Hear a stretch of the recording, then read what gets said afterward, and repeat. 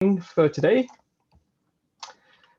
And just a couple of housekeeping notes. If you would please just keep your mics muted for the talk. And if you have any questions, I believe the speakers will have a question and answer session at the end of their presentation. Or you can also feel free to type it out in chat anytime during the talk, and I will make sure that we bring it up at the end of the talk. Okay, so I will just quickly introduce the speakers. We have Dr. Sarah Fischer, Lieutenant Colonel Carlos Pinedo, and Camila Uzcategui. And I will just turn the meeting over to them. So take it away. Thank you for that introduction. Thank you for organizing this seminar. And it's really great to connect with this group more formally and see this great turnout today. So just like the postdoc community, we're also organizing other communities here on campus. So I'm just pleased to connect with everybody. So I will share my screen. This was advertised as a full hour and a half. I'm not sure it'll take that much time. So thank you for coming, and dip in and out whenever you need, but I think it'll be 45 minutes. So when Jan approached me about this and some of the work I've done in WISE, I thought this is great.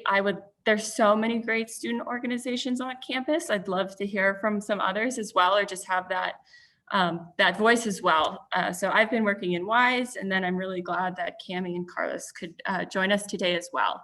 And I think it's just the tip of the iceberg to some of the great community building at CU Boulder.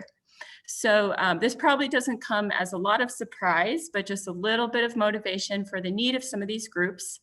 I think a lot of us may be familiar that representation of women and people from diverse backgrounds, we see that representation declining as people move from their bachelor's degrees and into higher education spheres. And in this survey of 75 of some of the top candidates, top female postdocs in the US as identified by the L'Oreal Science Foundation, there's still a lot of obstacles. All of them identified self-confidence. And these are some of the top publishing women from across the country universities.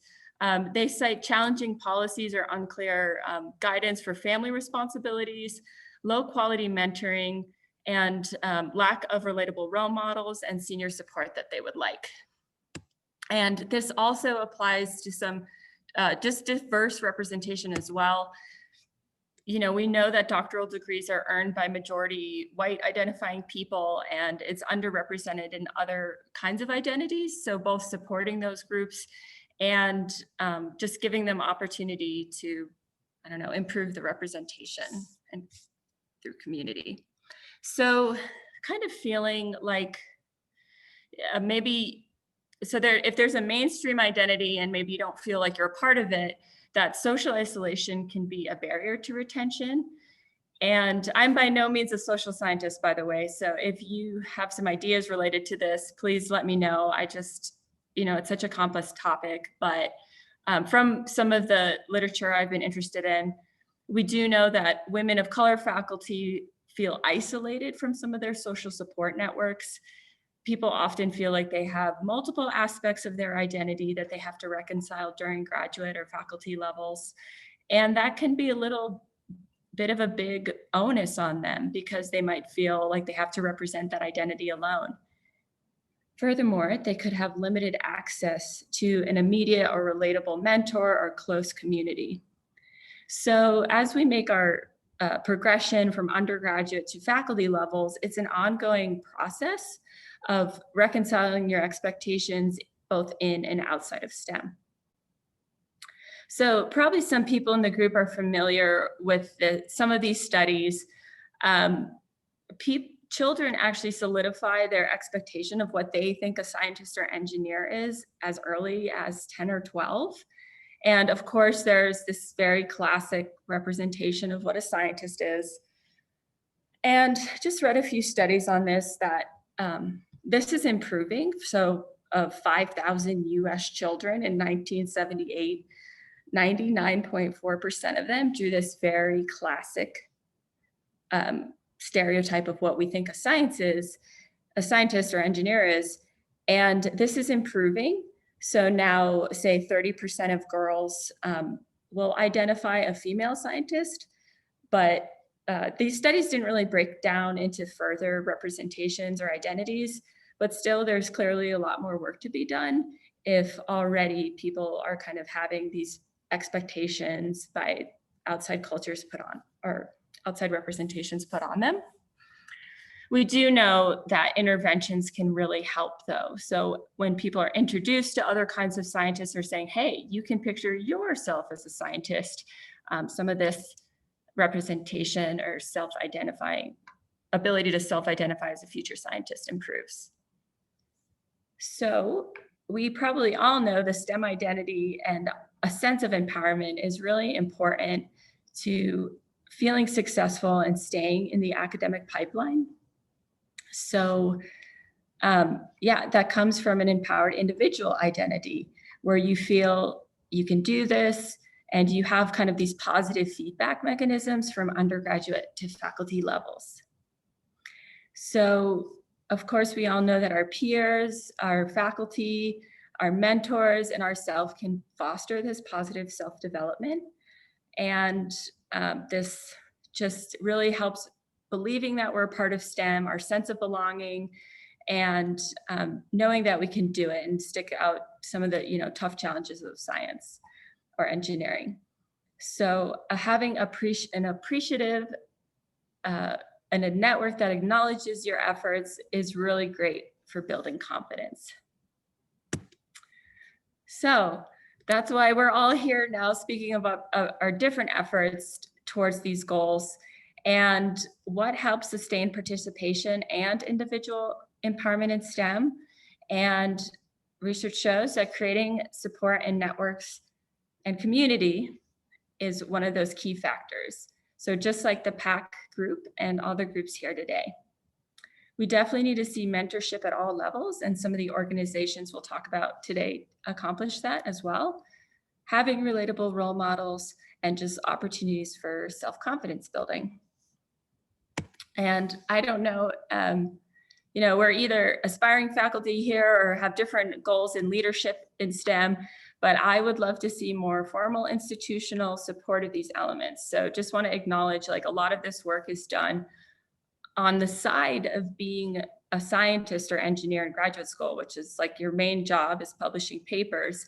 But I'd love to see more grants or just kind of formal support of some of these efforts by our grad students and postdocs, because it's important and meaningful. So with that, I definitely wanted to reach out to two people I've had the pleasure of getting to know, and maybe they can talk a little bit about their work. Cami is a PhD candidate and NSF fellow recipient, and she is in material science and engineering. And then maybe we could hear from Carlos, who's a PhD candidate in aerospace engineering. Who did you want us to go first, Sarah? Does it matter? No, sorry. Whoever wants to take over. All right, go ahead, Kevin. All right, I will go ahead and share my screen.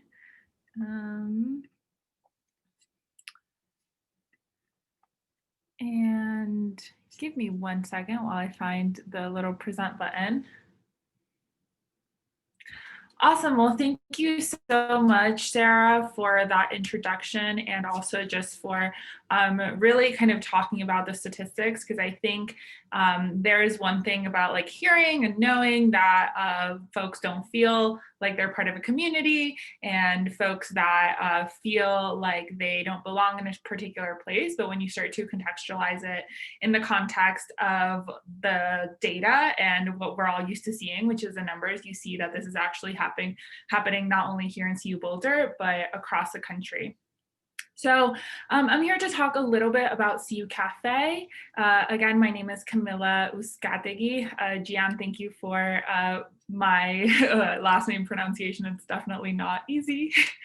So I'm going to tell you a little bit about the background of CU Cafe, some of our core aims, and some of our current projects, the events that we've hosted, and some of the things that we have coming up for the future. So CU Cafe was actually founded in 2015 by some STEM graduate students and postdocs at CU Boulder. And like the name implies, it was over a conversation over coffee. So that's why it's called CU Cafe. I didn't have the pleasure of being here. I entered in 2016. But I do want to emphasize this because this conversation occurred via coffee of students from underrepresented backgrounds talking about their experiences in the lab, their experiences being isolated, and their experiences not really feeling seen by members of their group or potentially even their mentors. So really finding a space to talk about the struggles that they face, talk about specific instances where they experience either racism or they experience bias, and really have somebody to really just validate them, because I think that's something that it's really hard to find in either your lab group or in your mentor, to just go up to them and say, hey, I had this racist, sexist experience, and not feel uncomfortable about it, right? Because of this power dynamic. So you have to create a space where you could have that conversation where there isn't a power dynamic and folks that would be able to understand that experience. So we have three primary aims. The first is to challenge the status quo of diversity in STEM fields. And our goal is to really foster understanding, respect, and build community here at CU. So what that really looks like is really taking those statistics and understanding them, but not just like living them, really being able to say, what can we do to challenge all of these different statistics that we see and we're always confronted with, and really create that community so people are comfortable enough to be able to talk about that. Also, empower members to be agents of change. So our main goal is to encourage innovative leadership that fosters diversity and equity within STEM fields at CU and abroad. So not only do we want our members to be able to have these conversations within our community, but to take not only these conversations, but these experiences and everything that we learn through our events and through the people that come and speak to us, and continue that through their career, whether it is, like Sarah was talking about, applying for grants that really focus on more diversity in these different fields, and also just being empowered to talk to their lab members, being empowered to talk to their advisors, because especially after the last year, we've seen an influx of funding, an influx of interest in diversity initiatives here at CU Boulder. But I think there is kind of a disconnect between what's coming from the top down and what's coming from the bottom up. So we really want to empower our members to be that bottom up source. And then the third is to advance career exploration opportunities. Our main goal there is to cultivate an inspiring environment that is supportive throughout the academic journey and expand these professional networks. And I want to really emphasize this aspect, because when you're talking about kind of career opportunities, we all kind of know the fact that it's not like what you know, it's who you know, even in academia, right? Like you're building this network, you're creating these relationships in order to get a postdoc, get a future faculty position, really provide enough of a network for you to continue in your career. And in many times, students of color and underrepresented minorities don't see themselves in a lot of this network, especially here at CU Boulder. So what we try to do with a lot of our events is not only bring faculty members from underrepresented backgrounds here, but we also encourage them to bring a mentee that they're mentoring so they can experience CU Boulder, and then that can form relationships between both our members here at CU Cafe and also the mentors and mentees that we invite to speak at our seminar series, which I'll talk a little bit more about. So overall, CU Cafe has about 65 minority STEM graduate students, postdocs, and junior faculty that have been through CU Cafe. So we're really proud to have at least had some impact in some of their lives. I can say for myself, as I said, I started in 2016 right into grad school, and it definitely changed my perspective of what grad school could be and what a community could be. So we're across 22 different departments, so we pretty much welcome everybody. We wanted it to be focused on STEM because of the underrepresentation that we find in communities of color in STEM fields. But we have had some conversations with other groups like the students, the Graduate Students of Color Alliance, which we've done events with as well. So we're open to connecting with folks in social sciences as well. And we have 4 faculty advisors, which changes depending on who's available and changes depending each year. So our current events are 3 main kind of buckets of events. The first is a seminar series, which I kind of briefly described. So we invite high-profile speakers from minority or underrepresented backgrounds and a mentee to CU to help build collaborative nationwide networks. So we have currently brought 15 speakers since 2017, and they've ranged from all sorts of disciplines. And I can tell you that I have learned so much, because I think a lot of the time we spend time in our own seminars, like in material science in my case, or if you're in a different department, it's your own departmental seminar. But the people that we actually bring in are not only in a different department, but they're aiming to connect what they're working on with their experiences that they've had as a person from an underrepresented group. And we also get to learn about all the cool things that they're doing in the lab. We also have community building events, which are key, as Sarah spoke about, and as we've kind of touched upon a little bit here. And it's really providing a space for students to decompress and relax through regular coffee and happy hours. And I say this because decompression is so important when you are feeling like you're an outsider, when you're feeling like you don't belong in a particular space, or when you just need to process an event. Like if somebody tells you something and they're your supervisor, or there's somebody who has some sort of power over you, it's a really safe space for you to process that and see what your follow-up actions could potentially be with a group of people that you know are there for you.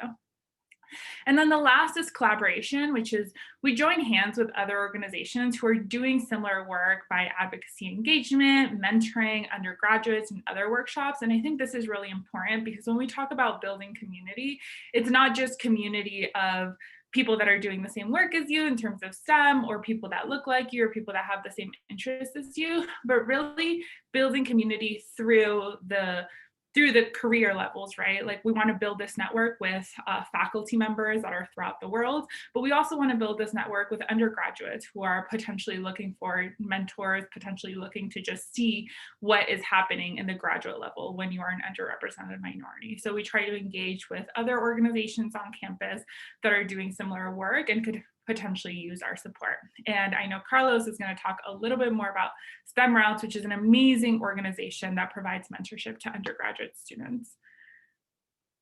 So our most recent past events, which I want to just highlight really briefly. The first is the Academic Violence Town Hall. We did this in collaboration with Women of Color in STEM, which is an undergraduate organization, as well as Rad BIPOC Femmes. And this was a really amazing event because it allowed us to really hear the perspective of students that I think in many ways are kind of at the bottom of the totem pole. It's women of color who are undergraduates in very non-diverse fields such as computer science, and really hearing about their experience, not only this past year, which has seen a lot of conversations around diversity, but overall their experience in a place like Boulder, which is a primarily white space. And also we had Dr. Emilio Bruna from the University of Florida. And this was an extremely interesting conversation that talked about global disparities in the creation and diffusion of scientific research and what we can do about them. And I think this was especially important when we talk about how all our fields are connected, right? Like we're all humans, even though we're studying maybe really tiny things in the lab that nobody can see, the way that we talk about them, the way that we publish is going to be impacted by our worldview. It's going to be impacted by the place that we come from, the university that we studied at, and what country that is in. So it's really interesting to hear about what we can do in order to decrease that global disparity in publishing. And then just this past Thursday, we got to speak with Dr. Michael Morrell. So he did the seminar in physics, which was extremely interesting about active matter.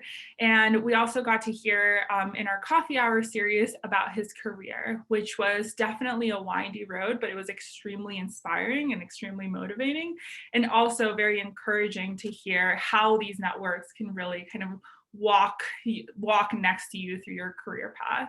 So I say all of this because we have, not only are we a set of diverse students, but we have very, very diverse speakers come, not just in terms of what they look like, but what they're studying and what their experiences are. And this is really important for us because we want to make sure that we are building community with folks that are interested in many different things, but are always connected to what the needs are of folks from underrepresented minorities.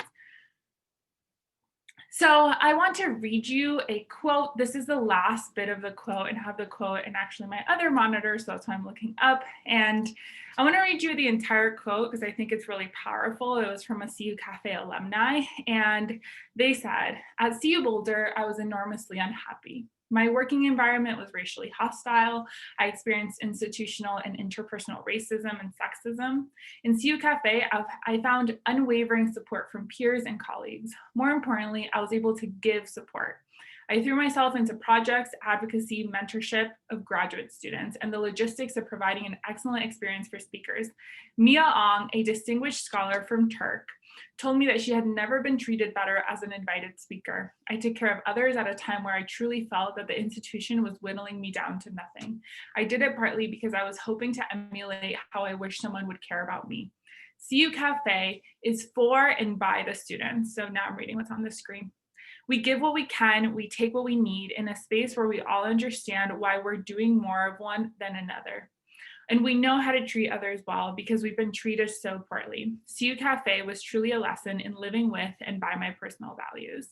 And to me, this almost kind of brings me to tears because it's so important to kind of uplift these experiences and be able to talk about them and be able to create space where you're not just talking about them to talk about them, but actually creating a community where not only people are connecting with your experience, but they're learning from it and they're seeing how you are actually using those experiences to create a better community and to create a better future for other people. Which is in direct contrast, I might add, to some folks who are like, well, I went through all of this terrible crap, so you should have to go through all that terrible crap. So I really want to emphasize that. So in conclusion, I want to give a shout out to our leadership team because I would not be here without them, and CU Cafe would just not continue without the help of these amazing people and all of our past leadership teams. So I want to give a shout out to Opre, Carlos, who is here, also part of SEMRoutes, Sam, Dr. Karen Bailey, whom you all may know because I saw her in the picture for PAC, and Dr. Sam Flaxman, Dr. Lauren Hugh, and Dr. Julian Rosasco. So if you want to get more involved with CU Cafe, you can email us at cucafeseminars@gmail.com, and we can add you to our listservs and welcome you into all of our events, and also add you to the Slack if you're interested in that as well. You can follow us on Twitter at CU Cafe Seminar and on Instagram at Grads and Flavor. So thank you all so much for listening, and I'm happy to answer any questions after Carlos speaks.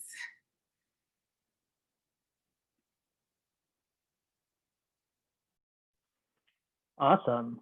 All right, let me get my presentation going. All right, can everybody see that screen? Cool. So my name is Carlos Pinedo, he, him. I'm a Mexican immigrant, so I was born in northern Mexico, immigrated to the United States when I was pretty young. Grew up in Southern California area. Fortunately, somewhere very near airplanes, near Edwards Air Force Base. So that got me interested in flying, which is why I do the job I do today. So I'm a lieutenant colonel in the Air Force and a test pilot school instructor. And that's part of my job in the Air Force is here at CU getting a PhD in bioastronautics. But having been a Mexican immigrant in the military and as a pilot, you can imagine that I've often been in places where I am one of one, which is where many of our students of color sort of find themselves, right? So sort of the lack of community, facing their own kinds of challenges. And I'll talk through some of those and why we form STEM routes, right? So me personally, right, when you are an immigrant in the U.S. military, you often have to defend your citizenship in the way that others may not have to, right? So I have to prove that I am American pretty constantly throughout my experiences. So a few set of challenges there. So STEM routes, Our main goal is helping undergrads find their path through STEM. So this was formed about 2 years ago out of the SMART program. I don't know if people are familiar with the SMART program. I know Cami is. So SMART is Summer Multicultural Access to Research and Training. It is a program sponsored through the Colorado Diversity Initiative here at CU Boulder. We host about 25 students from underrepresented communities throughout the United States. So they come from outside the CU. They come here to CU to do research over the summer. As part of that program, I did a similar program in undergrad at Caltech. They get paired up with graduate student mentors, usually also from underserved or underrepresented communities.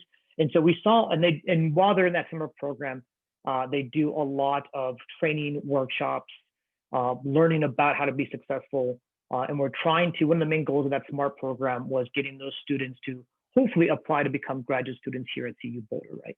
And so we saw a huge benefit and a huge impact of that summer program as mentors. And we're like, why doesn't this exist for minorities at CU throughout the academic year? So that's why we founded STEM Route. So it's a group of graduate students who aim to provide community-based support and career mentorship to CU students from underrepresented, underserved communities find their way through STEM.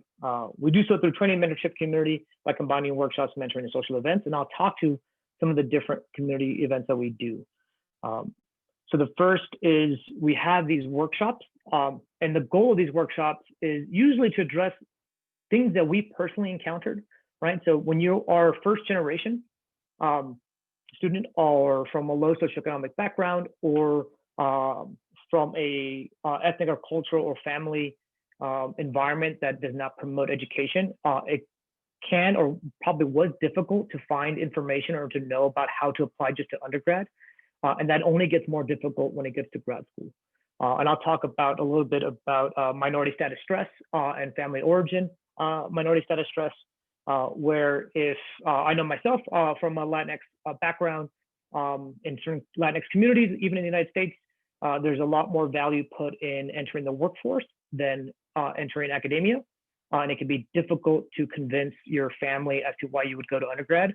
And you can manage that. If you were able to do so, it can be even more challenging when you're like, I want to go get a PhD and I'm going to be in school for 6 years and I'm not going to be making any money. You may also have financial obligations to support your family, which would make entering academia a bit challenging. So those are the kinds of barriers that we wanted to address. So the first thing here with our workshop was just to inform these students of how to approach this. And now we have some of the programs there. In the next slide, I'll actually go through a couple of the workshops that we have. And what you'll notice, though, is that none of these workshops are unique, right?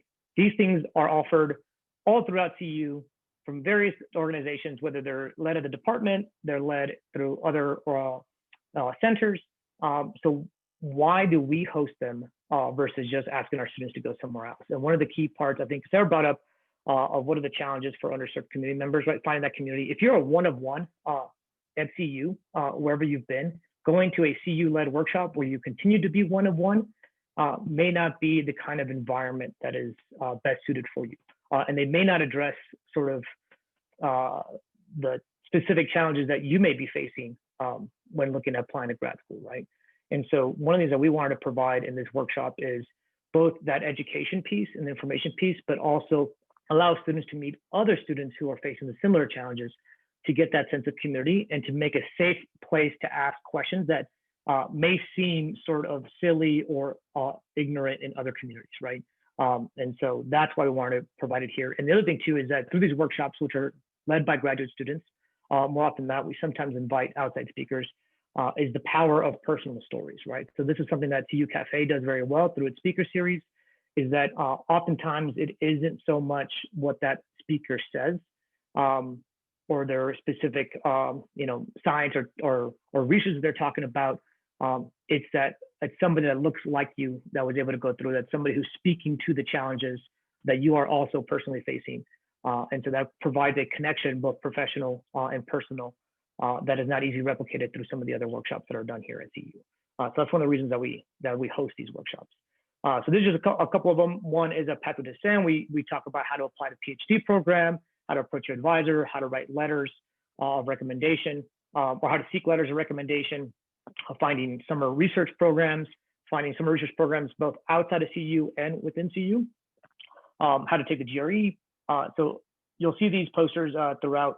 We host usually about one workshop a month throughout the academic year.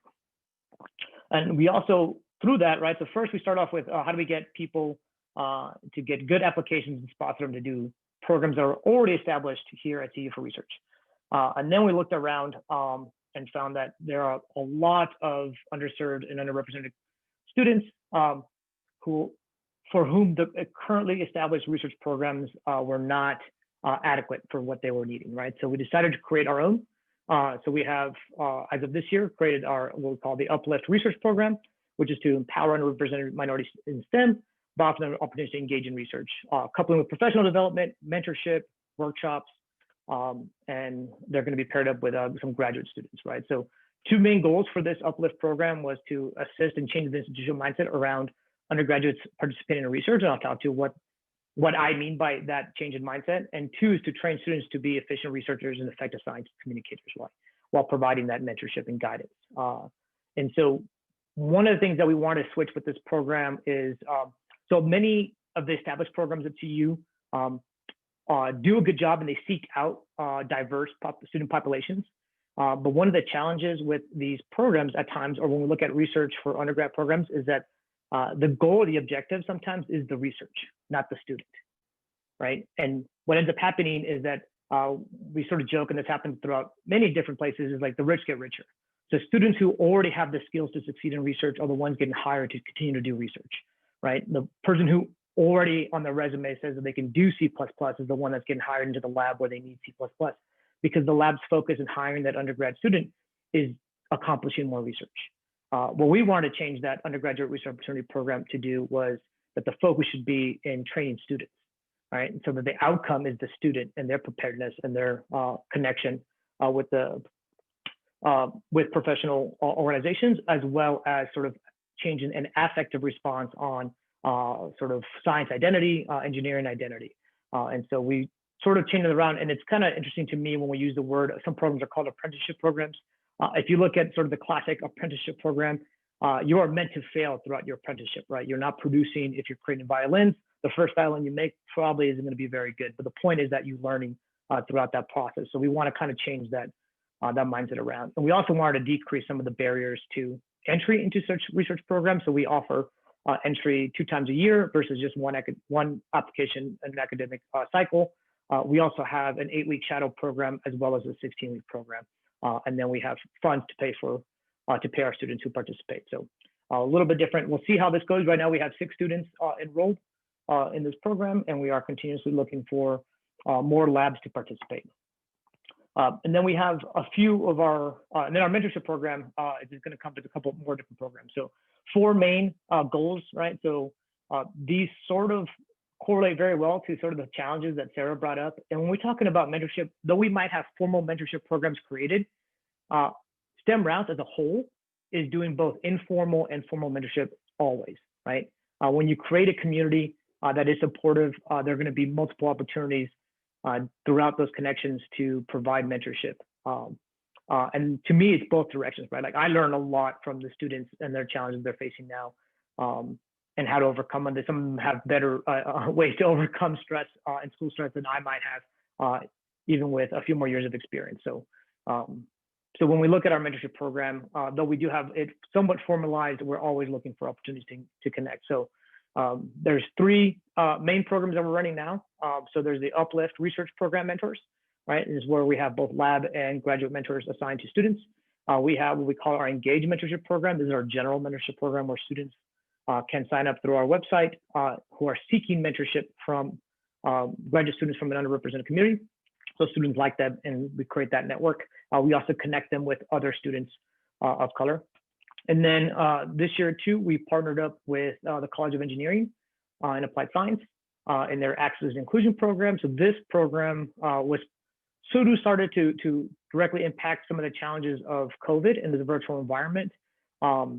First year, if you imagine that, students, especially first-year students, are facing many challenges in finding community when everything is virtual and they can't meet up in any of the traditional college sense.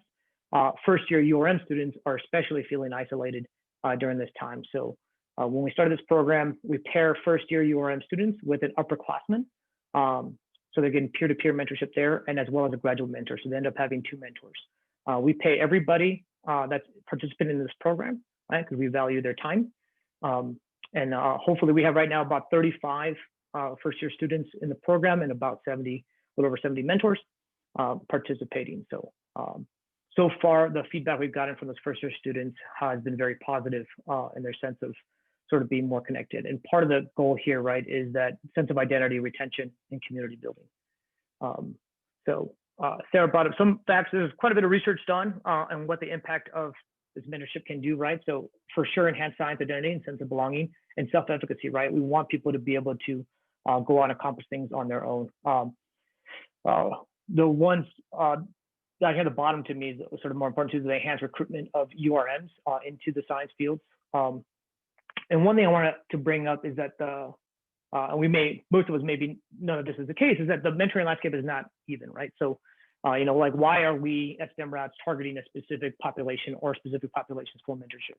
And you can see many of the reasons here of why the traditional research, academic, and workforce mentorship landscape is actually uneven, highly biased towards white male mentorship, both in who is seeking it out and who is getting and receiving that mentorship and the application. So, and the biggest ones, right? So like that bullet 3 and the last bullet there, right? So URM, so either mentorship requests are being ignored or they're receiving less mentoring, right? And part of this too, I think, involves sort of the education piece, right? So if most of the mentors are coming from a dominant population, like white male, they may not be well equipped to mentor people of color or have enough training to be culturally diverse or inclusive in their mentorship style. So that ignoring mentorship may be a perceived ignoring versus a direct ignoring, right? And I sometimes see that happen in communities, kind of like here at CU, where there's a dominant population, right? So I have found that most faculty members are very willing to provide mentorship, but may not always be equipped to do so or understand the challenges that are faced by our undergraduate students. Some of those, right? So I brought up a minority status stress. There is a minority status stress scale. Minority status stress involves like a lot of things that students may be facing, right? Whether it's discrimination, racial bias, and then particularly those who are sort of in the intersectionality, right? So when we look at LGBTQ members of color, they are experiencing a lot of cultural or familial origin kind of stress that may not just be here at CU, right? Because of their backgrounds and because of the issues facing their own cultures, either back home, if it is in a different culture, or even within their own immediate family unit, right? So, so if they're facing that, when we look at imposter syndrome or imposter phenomenon, that has a larger effect at times and has been researched in communities of color, as well as stereotype threat, right? So if we have the minority stress, imposter syndrome, stereotype threat are all threats and barriers that our students are facing. You can't really have an equitable evaluation if you don't have an equitable environment for success. So that's one thing that we're looking to address. And so when you're looking at this cultural diversity and mentoring in this context, this is kind of what I'm bringing up about education. I think at all levels is important. Mainly this last point too, right? So ignoring cultural diversity in mentoring relationships can lead to miscommunication, right? This is one of the reasons why I think sometimes either an advisor-advisee relationship could fail when they do come from different cultures. So it is not necessarily the intention of either of them to have had that kind of poor relationship, but because they're coming from different cultures without understanding that they are, that can lead to that miscommunication and then sort of breaks down. So I think you can notice these are 3 reasons why I think it's important to have this cultural diversity context in mentorship if you're going to be addressing some of the concerns of the populations that our groups are sort of serving. And so that's our main mentorship program. And we also do some general community programs, right? So this one we want to mainly do social events. We do quite a few. One of them is through our weekly newsletter. So we both promote events that we're doing, as well as other diversity and inclusion events, whether it's CU Cafe, WISE, NSB, SHIP, any other organizations throughout CU, or other scholarship opportunities. So we broadcast that out through our own newsletter. I know quite a few other places have one, like the Bold Center has its own newsletter as well. So that's one way that we can broadcast and create that sense of community. We also partnered up with Wildlands Restoration Volunteers. So we have graduate students like myself who help engage with Latinx high school students in the area. So for those who don't know, although Boulder may be highly dominant with one culture, there are large pockets of Latinx populations throughout the Boulder, Denver area, specifically close to where I live in Louisville, Lafayette. Lafayette is high Hispanic area. All you do is go down Main Street. There's like 6 Mexican restaurants on like a 2-block, over 2 blocks, so that could tell you like what kind of Hispanic population exists that it can support 6 Mexican restaurants that close. So we work with Latinx high school students, and we use conservation work. So we're like planting trees, helping clean up open space. They're getting paid. It's an paid internship over the weekends, but we want to engage them with representation, right? So they can meet people who are in college through different backgrounds, and we introduce them to different kinds of careers and opportunities. So we also do social events the way that CU Cafe sometimes do coffee hours. We do happy hours at STEM Routes. We'll be hosting a movie later this evening doing Watchmen. That came from our book club. So we were trying to figure out different ways to get communities to connect. I know a lot of people get sort of screen and or Zoom fatigue.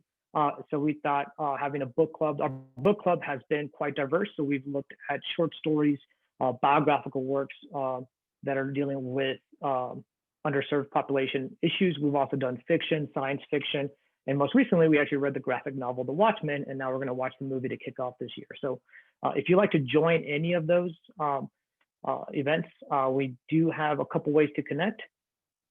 So for everybody, you can sign up for the newsletter.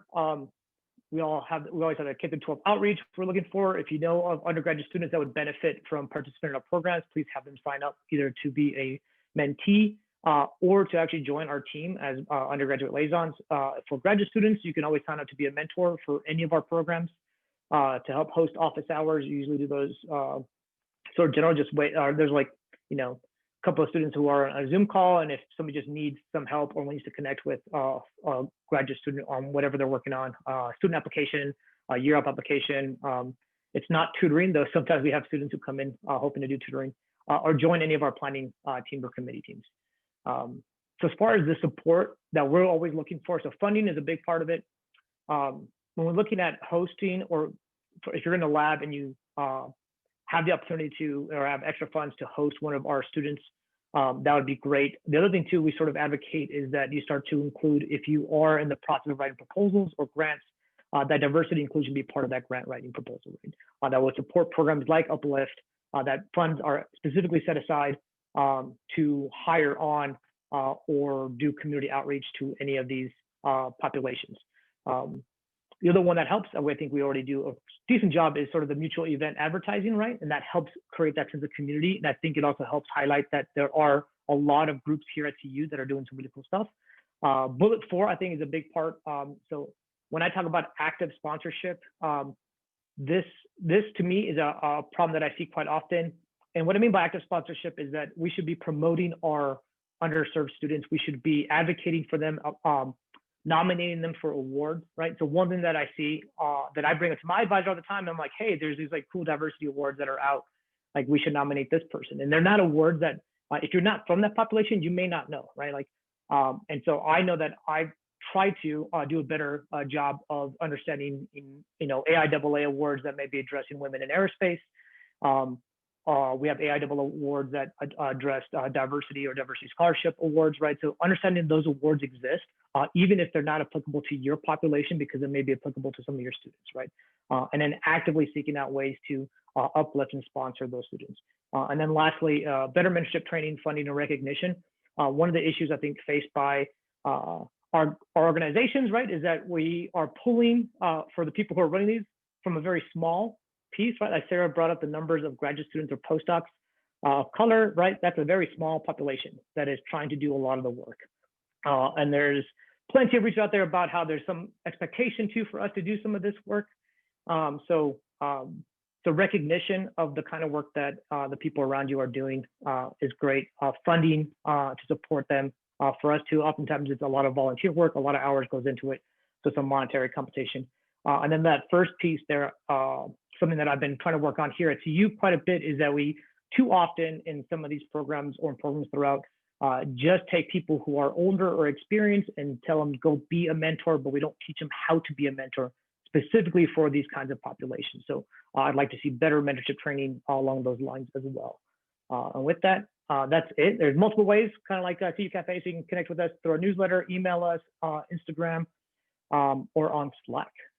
And with that, appreciate it. And over to Sarah, talk about WISE. Thank you. There's so much like great information flowing here.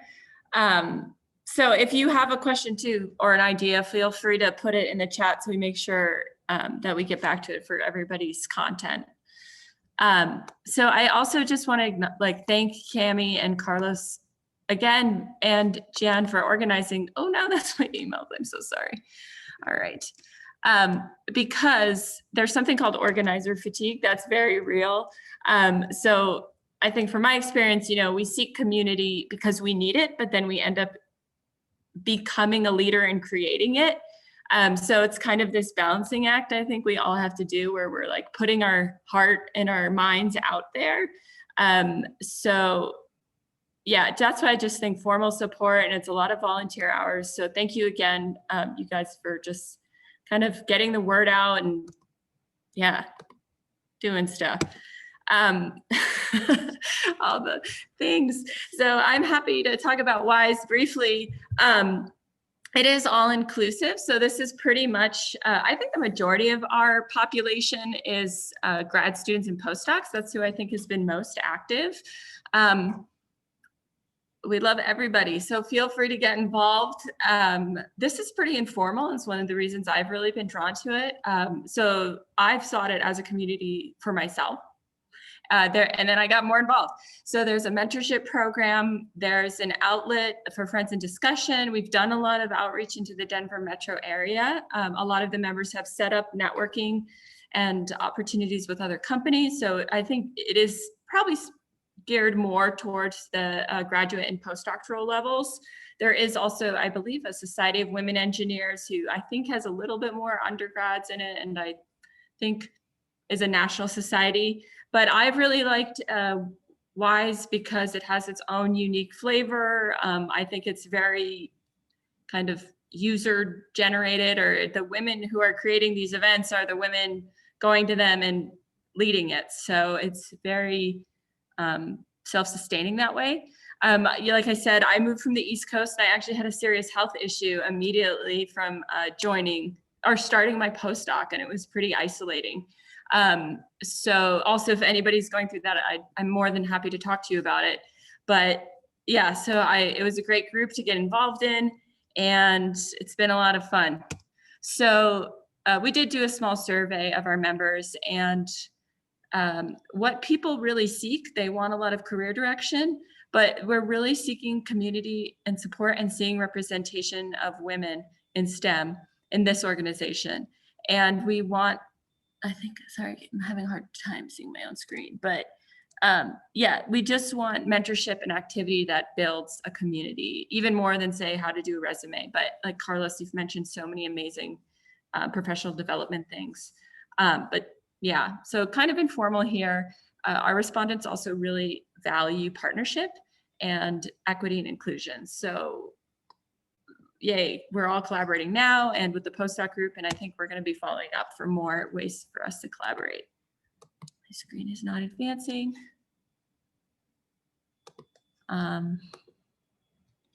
Yeah, most of our members do participate through the listserv, just sort of some feedback if there's anybody on the line who's interested in student groups. We get a little participation via our listserv, opportunities, networking events, Twitter, and the science selfies that I'll go a little bit into. So here's just some photos. This is pretty informal, but a really cool activity we did organized by a local high school where we had representation by Ball Aerospace, and here's another postdoc and microscopes, and just for women at CU to meet other high school women.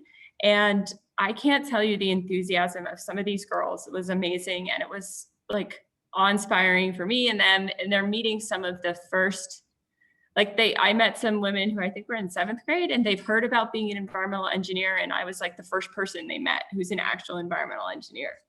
I know, so it's very inspiring, and that's exciting, and I think that really matters.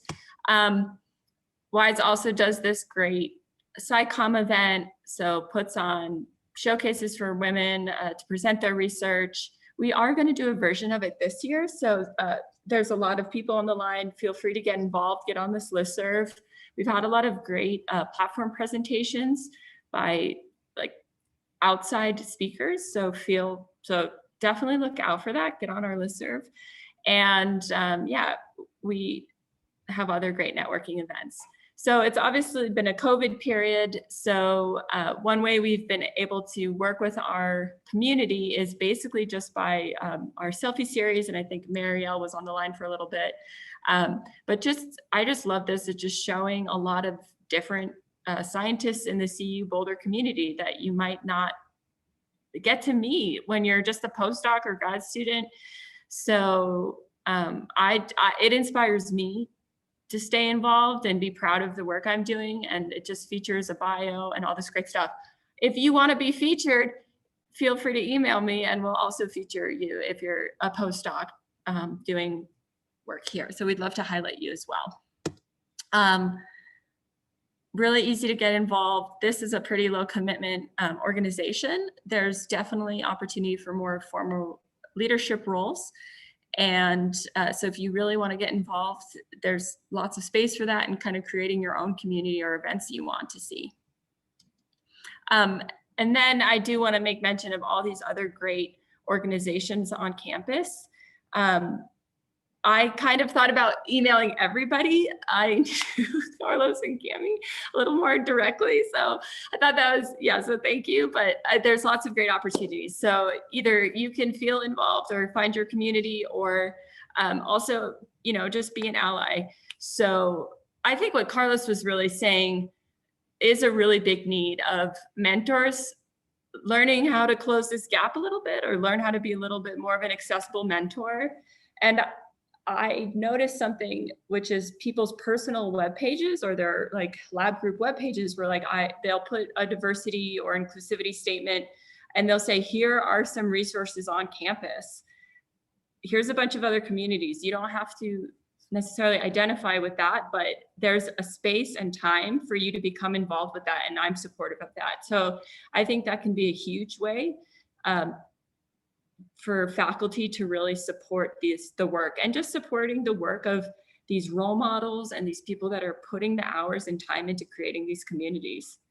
Of course, follow us on social media and, you know, retweet, reshare, or, you know, on Instagram. Maybe you're mentoring somebody who could really benefit from these programs. So just kind of keeping those lines of communication and knowledge sharing open, I think really helps keeping the communities going. So that's all I've prepared, and I think we can open it up to discussion about any of these amazing groups or answer any questions as soon as I figure out how to stop sharing. So I saw the question in the chat about whether folks or like mentors are taught how to write recommendation letters, and I'm not sure like explicitly if they're taught. I know that SMART, the summer program that both Carlos and I have participated in, used a implicit bias training through the University of Colorado, and that implicit bias training included letters, like how letters of recommendation have implicit bias seeped in and use examples and all of that. So I think the resources exist and they can be seeked out, but I don't think it's something that's like explicitly being used by the faculty members at CU Boulder.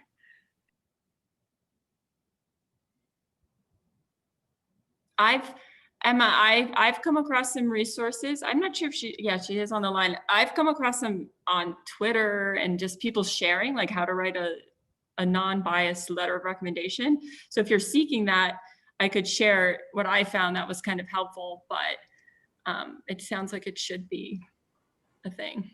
Yeah, I've seen a lot of that as well. I guess I was just wondering if there's any sort of coherent best practices around that's like in one place. Because I mean, I've also sort of scrounged around and found, you know, bits and pieces of what seems like really useful information, and a lot of it seems to be evidence-based. But I was just wondering if there's like one sort of resource that has kind of collated all of that I can use, but also that I can give to other people who are mentoring in my group?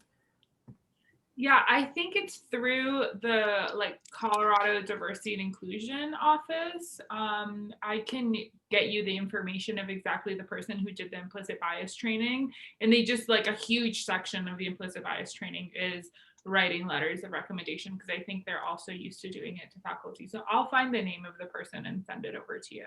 That would be so incredibly helpful. Thank you.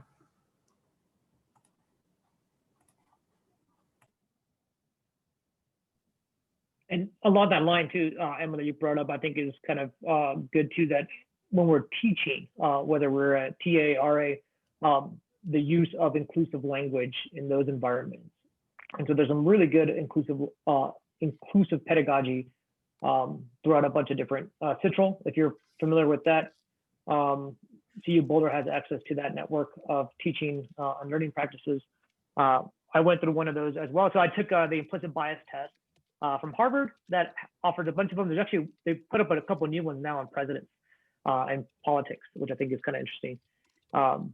And I'm always surprised whenever I take one of those, that even with all the training that I go through and or teach, that I still have very evident implicit biases, whether they're racial, ethnic, or gender-based. And so I think it's always good to me, it's like, potentially even before going through the process of writing an LOR, to sort of do a self-reflection of what your implicit biases may be, to better attune, right? And they've done this before too, where if I show you a speech by Martin Luther King and then have you take an implicit bias test, that it will temporarily improve your implicit bias against the Black community, right? So I sometimes try to trick myself in that same manner of okay, let me go get inspired by female scientists of color, before I try to do something or talk about a certain subject, sort of tricking my brain, if you will. But inclusive language in the classroom, I think, is also a big deal. The big one that I've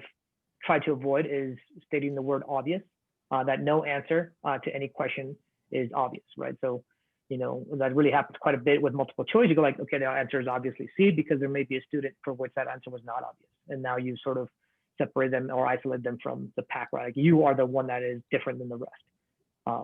So stuff like that, I think, helps out a lot.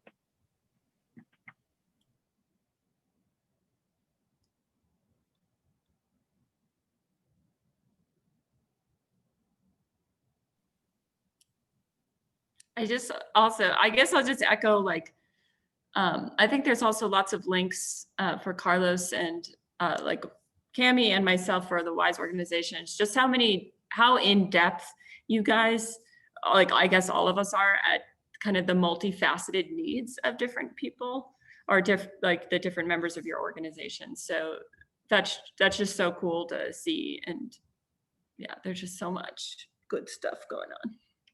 So.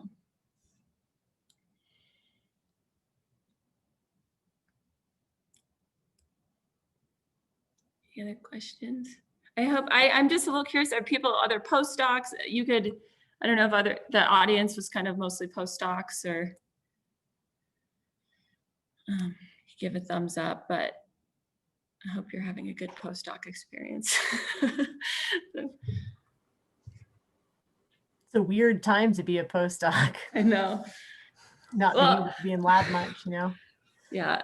Well, my postdoc I am wrapping up, but it's been 2 years and it went by very fast. It went by incredibly fast, and also slow, with part of this being during COVID. So that was very weird. Yeah, I am just looking at postdocs now, though I don't know how I'm going to do a full-time Air Force job and a part-time postdoc.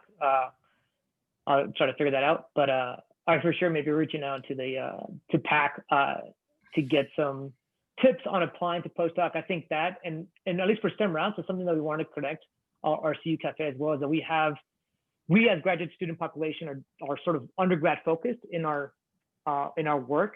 And so, but there is the next levels of academia too, right? And one thing that we thought about doing is for all those graduate students that sign up to be mentors or participate in organizations, making sure that they're connected to postdocs or through PAC, for them to be better prepared for that next level, right? The same way that we teach undergrads on how to apply to grad school, if we can have a session or two on how do grad students of color who are looking to get post opportunities. I know I just saw one, or as I've been looking around, like USC has a diversity postdoc fellowship, right? And so whose main focus is to develop a diverse faculty. And I imagine quite a few universities have those opportunities as well, or there might be some national fellowships out there. So that's sort of like good information towards our graduate students who may be looking to enter a faculty or postdoc position, which would be kind of a cool way to connect between our organization and yours.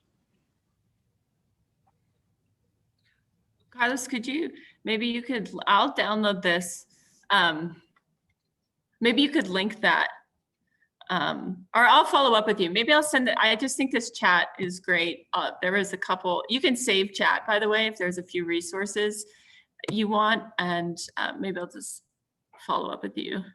And then we could send this out to the postdoc community, like a few key links. Yeah, I want to echo what Carlos said, because I'm like finishing up the semester and I didn't want to do a postdoc, but now I was like, maybe I should look into it.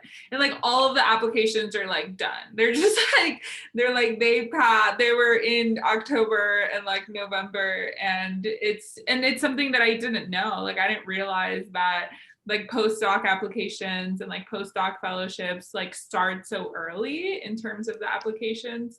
And also like in theory, I feel like graduate students know what postdocs do because there's a lot of postdocs in our lab, but like in practice, we don't really know what y'all do. We're like, you guys are just the people that answer our questions.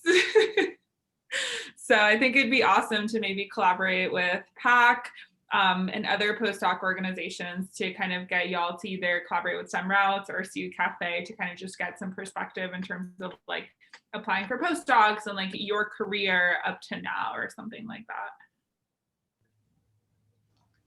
Yeah, absolutely. I think that'd be really good. Oh, sorry. Go ahead, Pascal.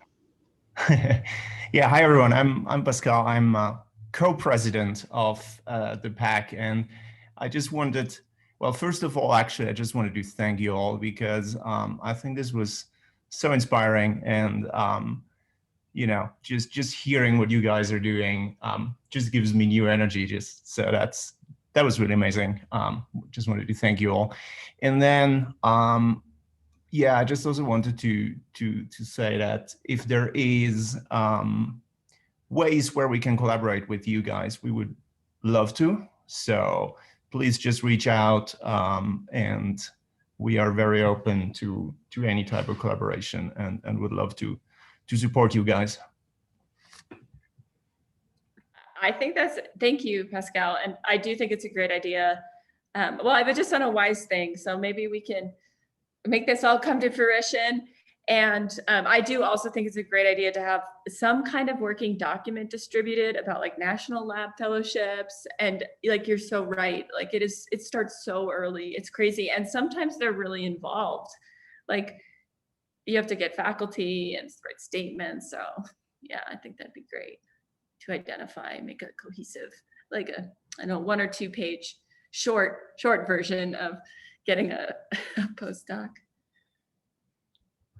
And just before you lose all hope, the nice thing about postdocs is that there is fellowships which have application dates. There is also just professors having, writing grants and then looking for postdocs. And that can happen pretty much any time of the year. And that's actually how I got here. So, there's other routes than like the fellowships that might already have closed. Thank you for the words of hope. And also it is true though, that like, if there's a lab you're really interested in, I have seen people just say you're really interested in if you hear about a postdoc. Yeah. Because then they could even anticipate it sometimes. So that can be cool. It's nice when they write you into their grant. That's a good point too. You mentioned, which is writing some of this stuff into grants. So that's great. Yeah, and we have seen. To me, it's kind of interesting that some of the grants that we have are sort of underutilized. Meaning that there is an outreach component, right, that went into the grant when they applied for that with that proposal. and that sort of that outreach component is sort of underutilized. Like there are grants that I've worked on or associated with that I didn't even know had an outreach component at all. And it's sort of an easy thing for the professor or the PI to connect with our kinds of organizations to fulfill that outreach component. It's just one that I know when I sit in my lab or do lab meetings, like that part of it isn't brought up ever.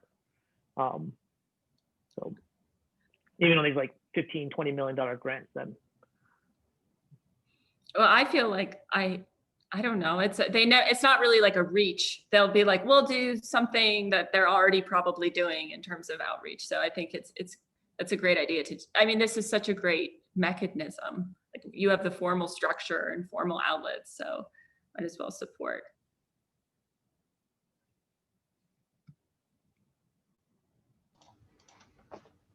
Great. I guess, does anybody else have any other questions or comments before we close the meeting for today? All right, if not, then I'd just like to once again just thank Sarah, Cami, and Carlos. Thank you all so much for your time and giving us all this information. It was really great. If the audience would just join us with a kind of a virtual clap, I guess, to just thank them for their time. And thank you all for being here today. And if you're interested in more of this, we will post the recording up on on our website and on YouTube. And if anybody has any other things they want to follow up with, you can feel free to email the pack, and we can contact Carlos, Cami, and Sarah with any other follow-up questions that you have. All right, thanks everyone. Bye. See you guys. Yeah.